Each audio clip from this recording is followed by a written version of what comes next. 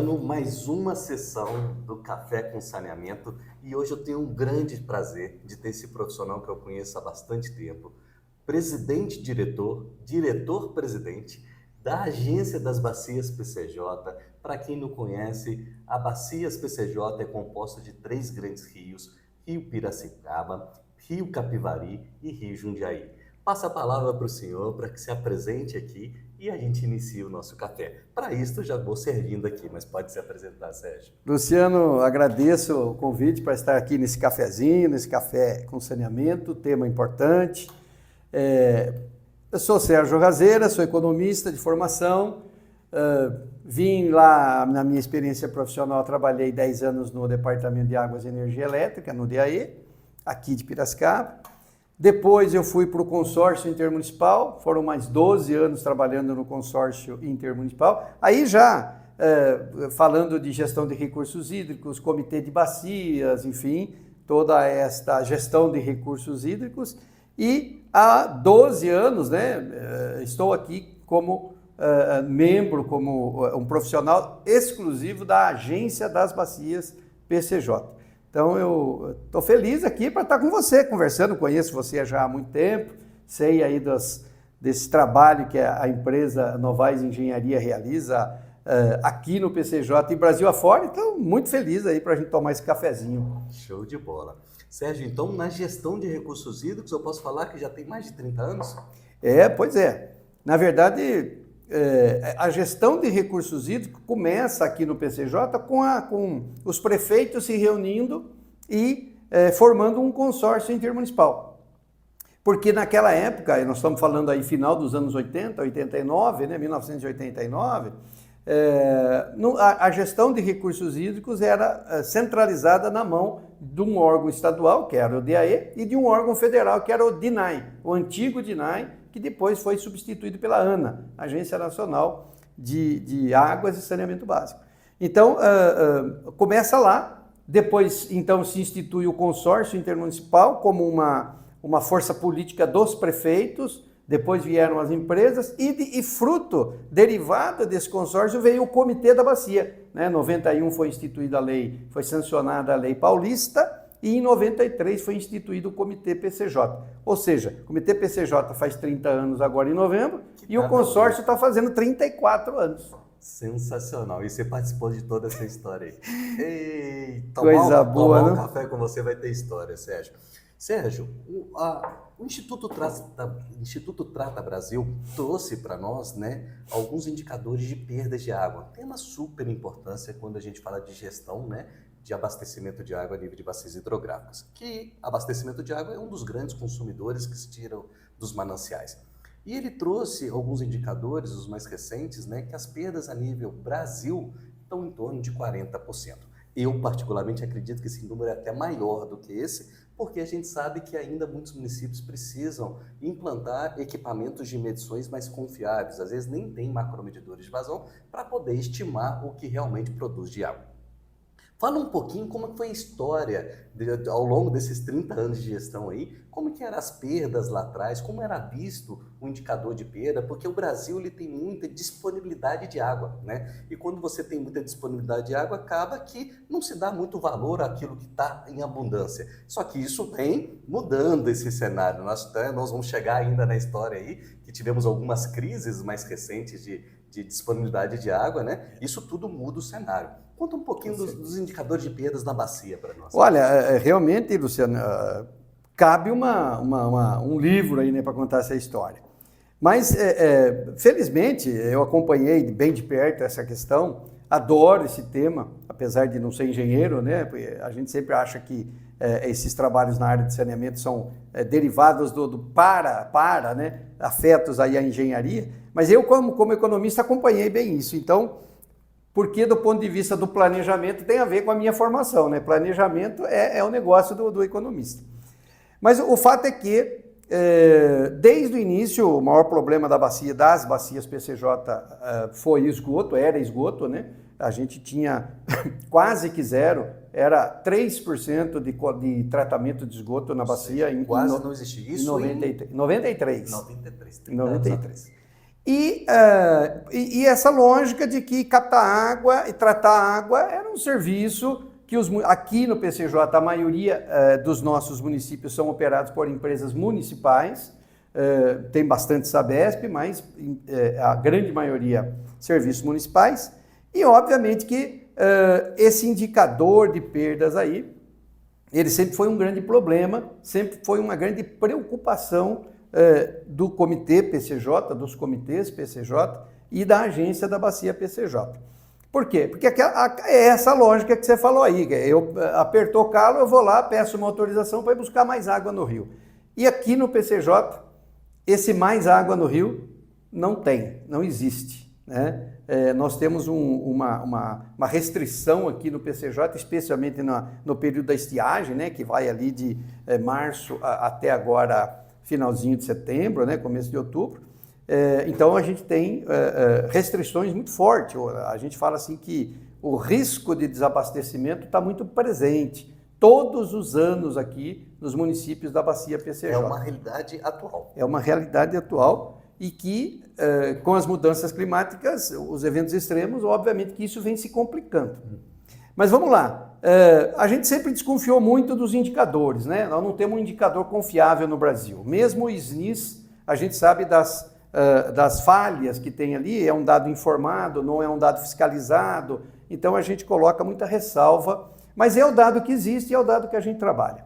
Então, se a gente for olhar a história, lá em 93, quando se implantou o comitê, não tinha um número, tinha muita falha, né? Tinha muitos municípios que não informavam o SNIS, e lá se calculava que era bem acima de 50%. Entre 50% e 60% eram as perdas nos sistemas aqui da bacia.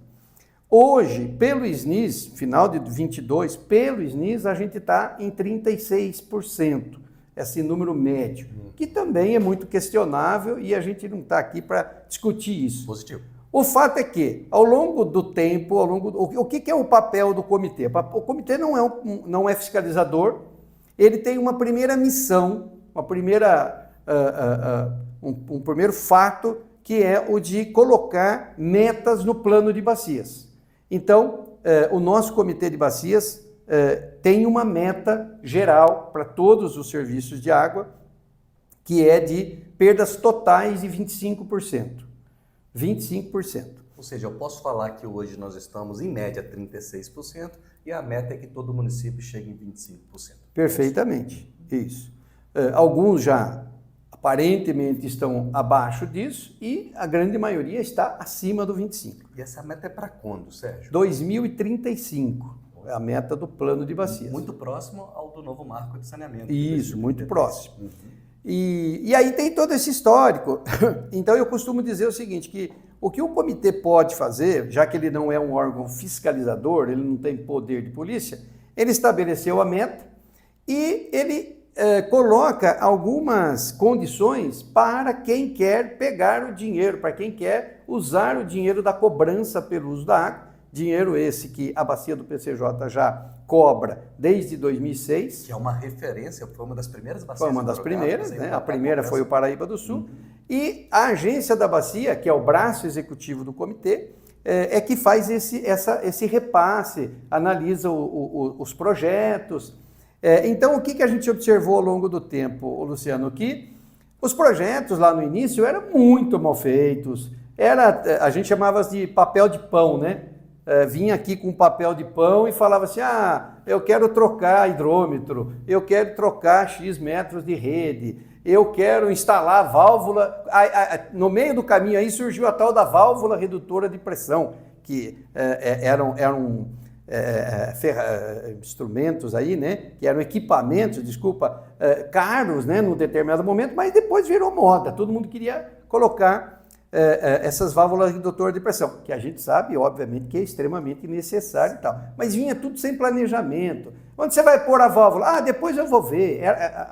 Busca-se o dinheiro e depois depois ele fica onde vai pôr. Então, o que a gente observou no primeiro momento? Que faltava planejamento. Então, a primeira atitude do comitê, isso depois de uns 4 ou 5 anos já experimentando repasse de dinheiro para serviços de saneamento, a gente estabeleceu, o comitê estabeleceu então que tinha que ter um plano diretor de combate às perdas. E as ações que viessem aqui ao comitê buscar recursos tinha que estar nesse plano diretor, senão não tinha mais, ponto. Ou seja, era pré-requisito. Quem não tivesse o plano diretor, né, o planejamento para a redução de perdas, nem poderia buscar o recurso. Nem poderia participar. Bom, isso já causou um certo problema, porque... Isso nós estamos falando o quê? Lá para 2000? 2000, por aí. Então, os municípios tinham muito pouco planejamento, e a partir daí, então, começamos a causar esse incômodo, mas organizar a casa, que eu costumo dizer organizar a casa. E aí veio o engraçado aí nessa história, né, Luciano, é que vieram os primeiros planos diretores de combate a perdas, e a gente brincava aqui internamente que alguns deles a pessoa pegava uma cópia, porque naquela época ainda era Xerox, né, ou nós somos dessa época ainda, né? E aí a gente falava assim, a pessoa tirou um xerox da lista telefônica e pôs uma capa escrito Plano Diretor de Combate às Perdas, que não tinha nada a ver as partes, enfim, não era um bom plano diretor. Podia até ter alguns componentes de um plano diretor, mas não era. Passo seguinte foi, comitê, com base em algumas experiências, alguns modelos, aprovou a sua itemização, o seu TR, o seu termo de referência, para que as empresas aqui da região pudessem contratar um plano diretor de perdas confiável. Definiu um padrão. Padrão, exatamente. E aí sim, então, a primeira fase, então, foi assim, mas eu não tenho dinheiro para fazer o plano diretor. Então, vem buscar primeiro dinheiro para fazer um bom plano diretor. Eu posso falar que o comitê praticamente pegou na mão de cada município. Plano Então, aí vem então a fase desse planejamento, plano diretor, aí as fases, né, desse plano diretor. E ainda hoje a gente vê, infelizmente, a gente vê muito serviço de água municipal de médio porte, não estou falando aqui de pequeno porte, não, estou falando de médio porte, que o planejamento é muito ruim, o encadeamento das diversas fases é muito ruim, ou seja, praticamente os caras vivem ainda no apagando incêndio, né? Apagando incêndio, não tem uma boa estratégia para combater perdas. E nós estamos aí nesse trabalho já, então, há 30 anos tentando criar essa cultura. Você falou bem, ainda a gente tem essa cultura da abundância, né? Vai ter, a chuva Deus manda e tal. E na Bacia PCJ a gente sabe que não é assim, não. Aqui a situação fica muito, muito, muito difícil, ali sempre nos meses de agosto, começo de setembro. Os municípios que captam, a grande maioria captam água a fio d'água, não tem um reservatório, não tem uma proteção.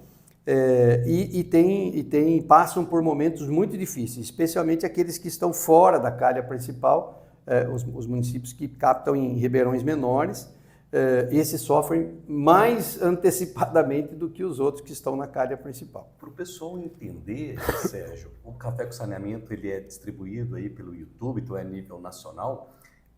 Posiciona aí quantos municípios estão nas bacias PCJ e qual a população média que se tem aí, Sérgio? Olha, nós estamos aqui com 76 municípios, nós estamos na região metropolitana de Campinas, região metropolitana de Jundiaí e região metropolitana de Piracicaba. Estamos no extremo sul de Minas Gerais, isso aqui é uma foto das nascentes mais distantes do rio Piracicaba, lá no município de Sapucaí-Mirim, que é lá em Minas Gerais, e nós estamos falando em 6 milhões de habitantes.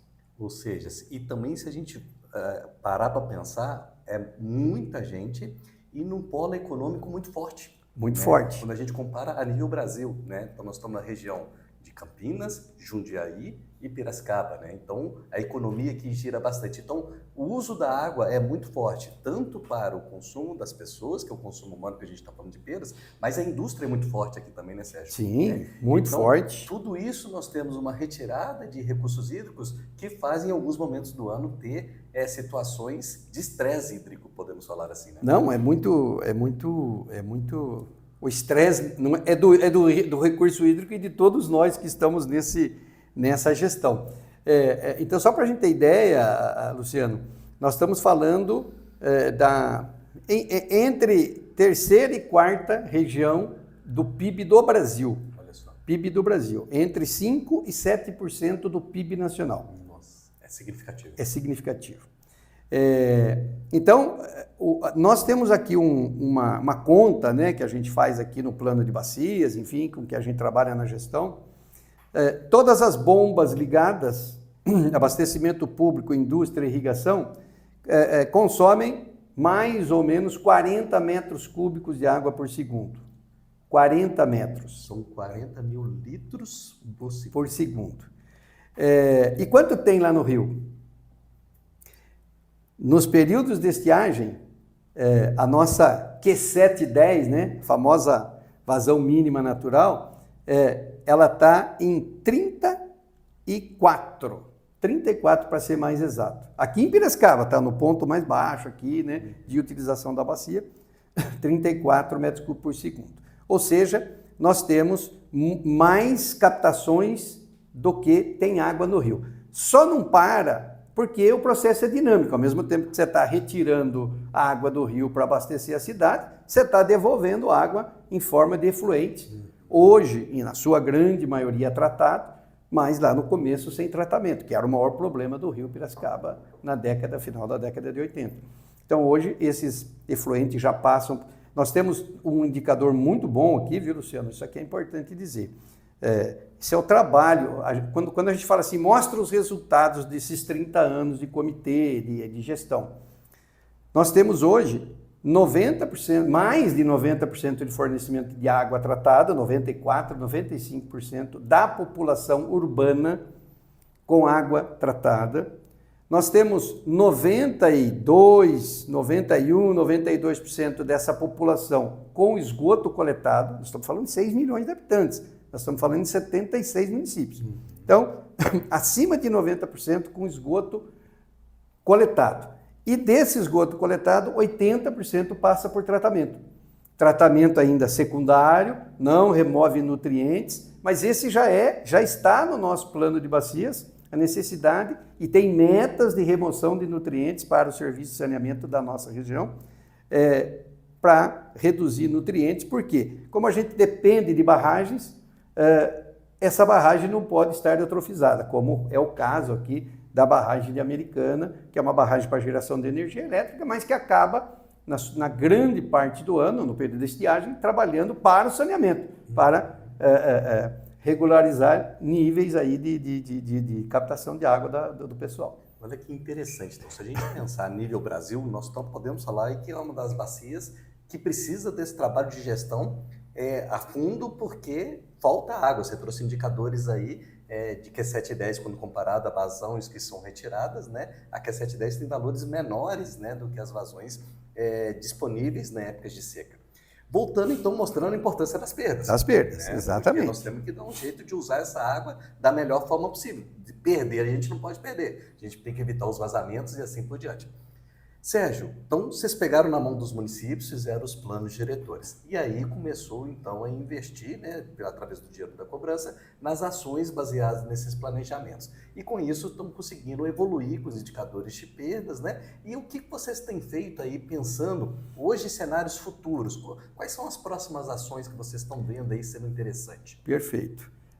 A gente tem trabalhado muito, Luciano, com a questão de organizar o serviço. A gente vai no Serviço Municipal de Água, a gente vê ali a falta de elementos, a falta do uso de tecnologia, da informação. A gente vê muito ainda cadastro no papel, na cabeça do Zé da Água. A gente vê muito isso ainda em grandes municípios, médios municípios. Então, nesse sentido, a nossa Câmara Técnica de Saneamento, o Comitê de Bacias tem uma Câmara Técnica de Saneamento, onde participa uma grande parte desses serviços de saneamento, os técnicos desses serviços. A gente vem trabalhando, então, Luciano, incentivando, aí, fomentando que os municípios adotem essas ferramentas tecnológicas para ajudar no seu planejamento. Então, por exemplo, uma dessas ferramentas que a gente está trazendo é um software chamado de GISwater. Esse GISwater, ele é um software livre, portanto, não paga royalty, não paga licença para ninguém. E ele ajuda óbvio que você carrega esse sistema basicamente com o cadastro técnico, né? Com o cadastro lá das redes municipais, e esse software ele vai te dando, então, elementos para você setorizar bem, para você instalar uma válvula redutora no lugar certo. Ou seja, ele faz simulações Isso. que te fazem ver a operação adequada. Perfeitamente. E óbvio que ele tem ali, a gente fala assim, robozinhos, né? Ele tem outros complementos nessa plataforma. Esse GISwater seria uma plataforma, um banco de dados, né? E você pode associar ele, tanto o cadastro técnico, e você pode colocar outros, por exemplo, outros serviços como ali o planejamento e a atividade de consertar lá o vazamento. As manutenções. Então, é um sistema, tem vários no Brasil, a gente sabe que não é uma exclusividade, mas a diferença desse software é que ele é um software livre. Então, você não precisa pagar para ninguém a utilização dessa ferramenta. Então, nós estamos implantando um modelo aqui no município de Capivari, já foi instalado, Podemos falar que é um piloto? É um piloto. Todo o cadastro técnico da cidade, que estava meio a meio papel, meio digitalizado, foi todo ele digitalizado, né? Conversou lá com o Zé da Água, o Zé da Água deu as informações, onde estavam os registros, diâmetro, pressão, né? Material da rede. Então, hoje, o sistema não está perfeito ainda, óbvio, né? Porque agora são mais um ano de contrato de manutenção assistida, que a gente fala, né? Operação assistida, onde os funcionários do serviço de água agora passam a operar esse sistema e, a partir dele, obviamente, virão as necessidades. Então, num evento que nós tivemos aí recentemente, obviamente que Capivari ainda não tem uma boa setorização, então esse é o próximo passo, setorizar bem, e a partir daí começar a trabalhar a macromedição, trabalhar a necessidade de trocas de redes mais planejadas em função do número de vazamentos que ali tem, em função da idade da rede, enfim, critérios mais técnicos para antecipar, vamos dizer assim, a questão da pressão, né, que eu aprendi muito isso, tudo isso estou falando aqui porque eu já acompanho esse debate de perdas então há 30, 20 e tantos anos e meio que já estou de ouvido bom para isso. Então, são desafios. Este software, então, estamos aí debatendo com a Câmara Técnica os próximos passos, se vamos fazer mais 2 ou 3 experiências, se vamos já liberar para os municípios virem, porque o que precisa? Esse software ele precisa ser customizado para cada realidade. Então, isso custa, isso não, né? Você precisa contratar uma empresa ali que dá essa consultoria especializada para este software. Mas você tem atividades aí, a gente continua, né, obviamente aqui no comitê e na agência, com essas práticas de repassar dinheiro para que o pessoal possa fazer as ações, desde que esteja lá no plano diretor.